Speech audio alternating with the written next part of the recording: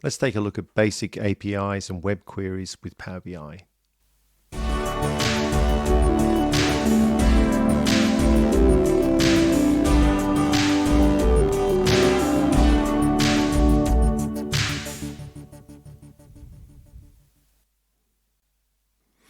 Okay, so in a previous video, we were actually looking at building up a relational data model that was representing Formula One driver standings.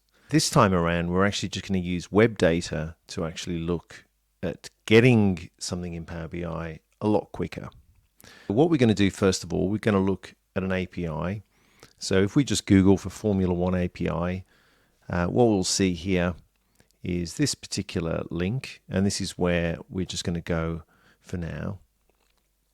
And we'll see that this takes us to a place where it's talking about Postman and a bunch of different items that we can take in terms of data. Now, for those who don't know, Postman is a really useful tool to help you debug and help you actually work with APIs and really craft all of the code that you need to use APIs.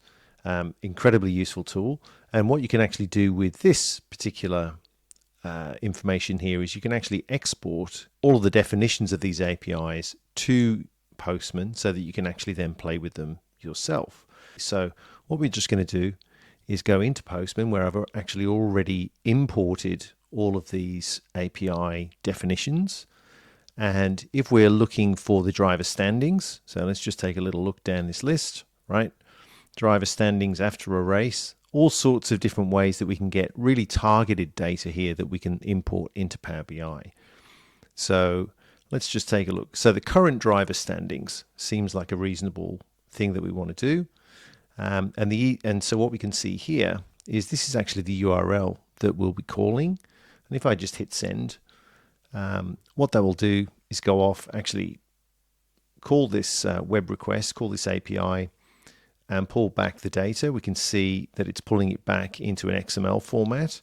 So this is actually the way that it comes back. You haven't really got much of a choice here. But what we can now do, if we just take this URL and let's move to Power BI, and let's say get data, and we're just going to choose web. And this will be a really quick thing that we can do. So let's just pop that in there. And so you can see current driver standings. And so Power BI will actually go off and run this request. And you can see here that we're going to need to do some transformation. So let's just go into transform data. So it'll open up Power Query. So what we can see here is that we've got a bunch of things here that really aren't terribly interesting to us. So let's get rid of those. So remove those columns. And so really now what we want to do is expand this standings table. So let's do that.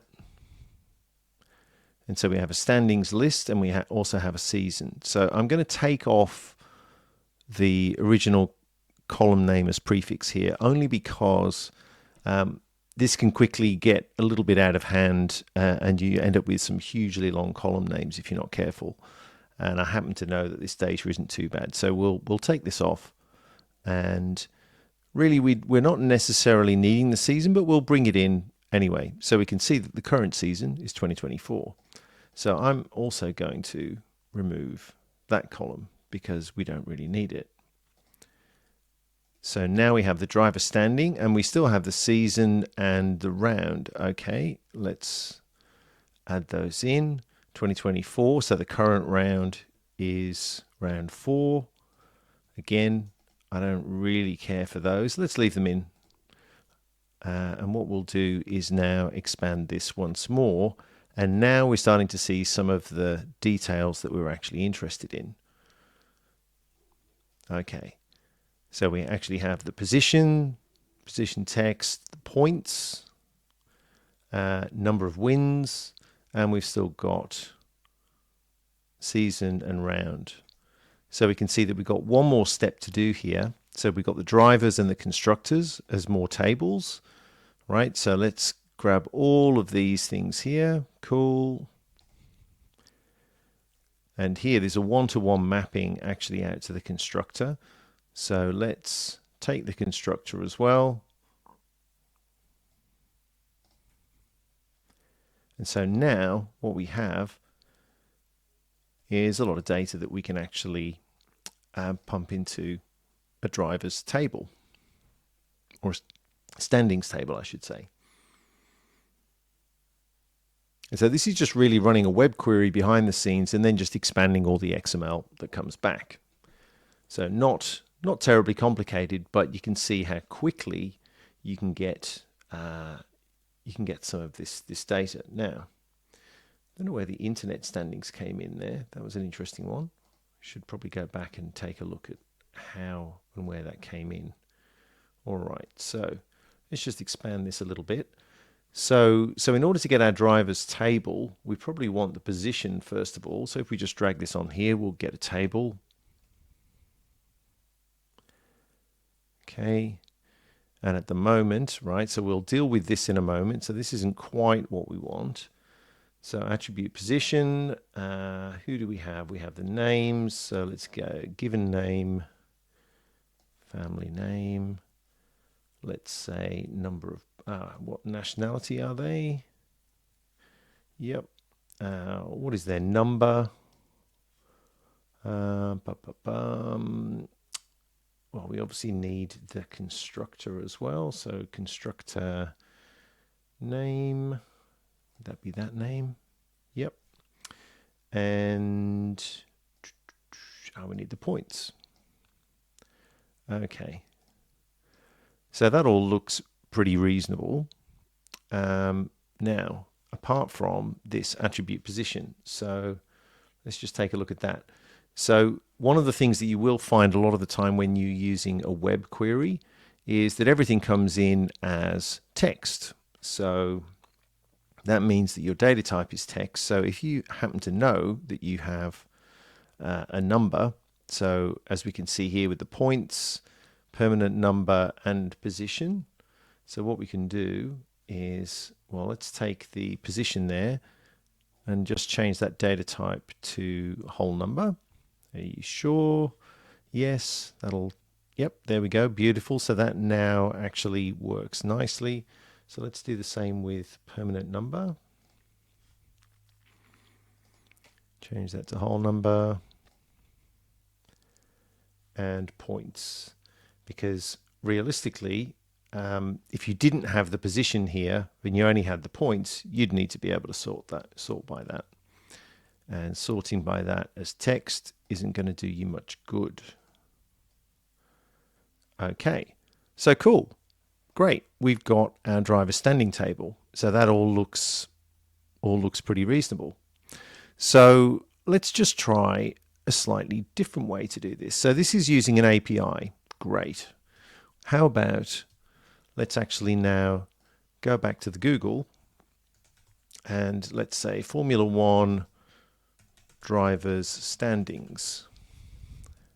Okay, cool. Right, so we have them all popping up here. So let's actually go to the Formula One site. And so here we have a table. Great. Well, actually, let's just take a look at that. Let's just get this URL and now see what Power BI can do with this.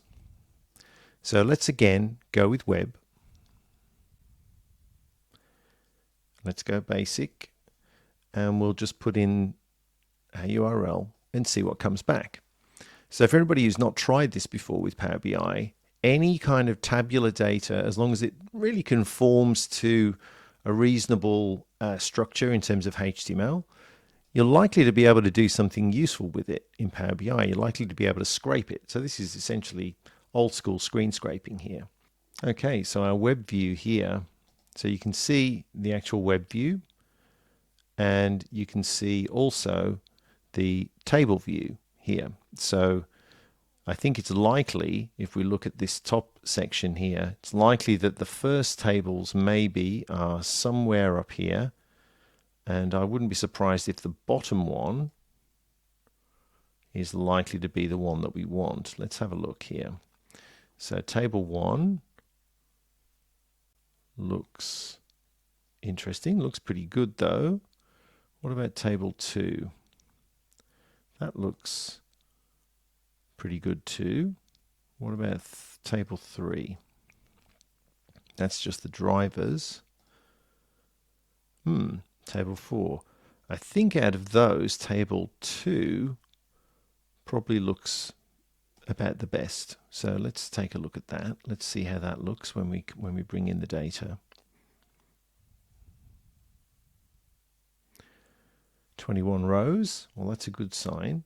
So table 2, let's call this web. Whoops. Okay, and now let's take a little bit of a look at this data. Looks pretty good. Looks like we've got the nationality more than once, but let's just create a new page. And okay, so columns here. All right. So that's the only other thing that we may need to do on this one, is if we see here, we don't actually have the column names. So it'll do its best trying to get that data, but it's more or less in the it's more or less the way that we want it. Okay, so let's take another look here. So column 2 isn't quite right. Let's maybe go column 3 and 4. So again, what you may find when you do take data off the web is that there'll be some little bit of parsing to do. So we have there Williams, Mercedes, and we have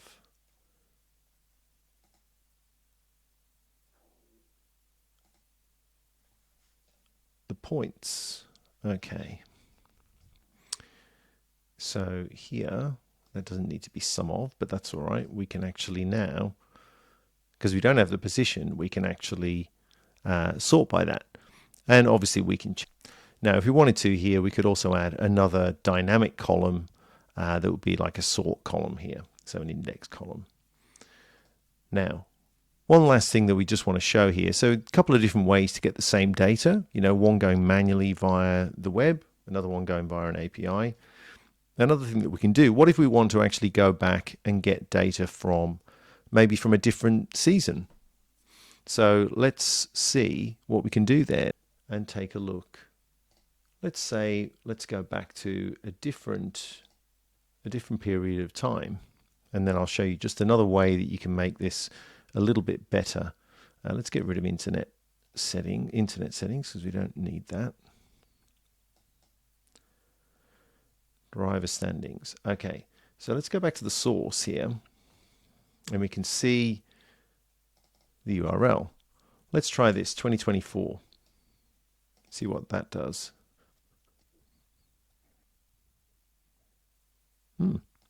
Still loaded it. So that's this table here, right? Let's try this again. Let's change this URL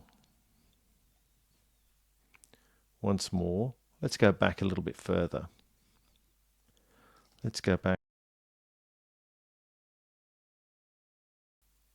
And look at that. We now have, well, actually one thing we can see, we had 30 drivers in 1992. But the API, not only does the API go back that far, really all we had to do there was just change the URL to get that, to bring back that data. Now, could we do the same for the web? So let's just go and edit the query here. Well, let's see. We can see here 2024 is already there. Let's go and look for 1992. There we go, Mr. Mansell again at the top of the list. All right, so now let's have a look at page 2, because that should also be reflecting that same set of data. And it does. Excellent. All right, so now let's make this a little bit easier as well, because essentially that's a variable that we really want to be able to pump in. So let's just take a little look here. Now, before we do that, one of the things that we may need to look at in the options and settings in the Power Query editor, that you always allow parameterization in data source and transformation dialogues. You may not need to do this, but I'll show you where this affects in a moment. So let's go back to our driver standings. We'll go back to Power Query. And what we're going to do here, we're going to go to Manage Parameters, and we're going to add a new parameter, and we'll call this Year. And we will make this a number. Suggested values doesn't matter, but we'll say 2024 is the current. Right, so we've got this parameter now that we can add in. And so in driver standings, let's just take a little look here. So what you can do with your URL, if we just change this to advanced, what you can actually do is split up your URL, and you can add different parts, and then these little sections here show up when that setting that I just showed you before is ticked. And so what this allows you to do is actually add parameters in here. So let's just take a little look. So if I now take this out, and what we're going to do is add another part. Actually, I'm just going to call that, so driver standings there. Actually, we'll put a slash before that because we want to make this the parameter. And for some reason it hasn't. Oh, I know why. The year needs to be text in order to be used as a parameter. Okay, so we can use year now. So we've just popped that in the middle, and then we've got the slash here, so that this shows you here, year driver standings. Just see that a bit closer. So the way that that all pumps together. And so now let's OK that. Let's also do the same for our web query as well. And so advanced again. Let's add a parameter. So now it recognizes that year is there. And let's add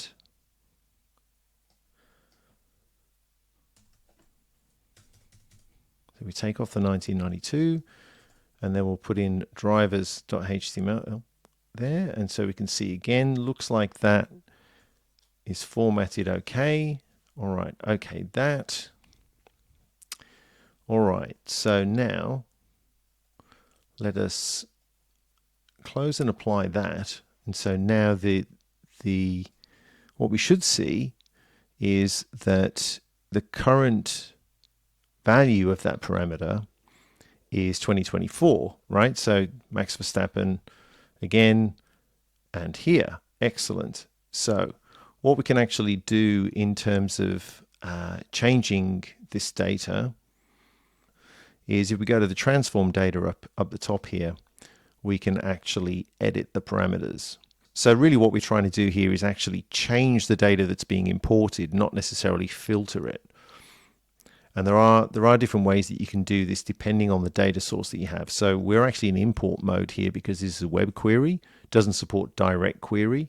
If the data source supported direct query, we could actually do this via dynamic query parameters that we could pump in via a slicer, but unfortunately we can't do that here. So this is about as good as we can get easily without doing too much. So let's go back to say 1995, and let's see if we apply the changes here, what that should then do is actually refresh the data behind the scenes.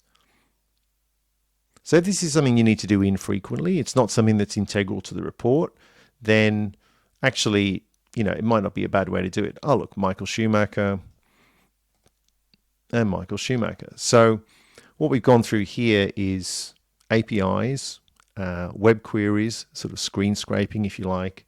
And we're also looking at splitting up your URLs with parameters, some simple stuff that you can do on the web, Hope that's helpful.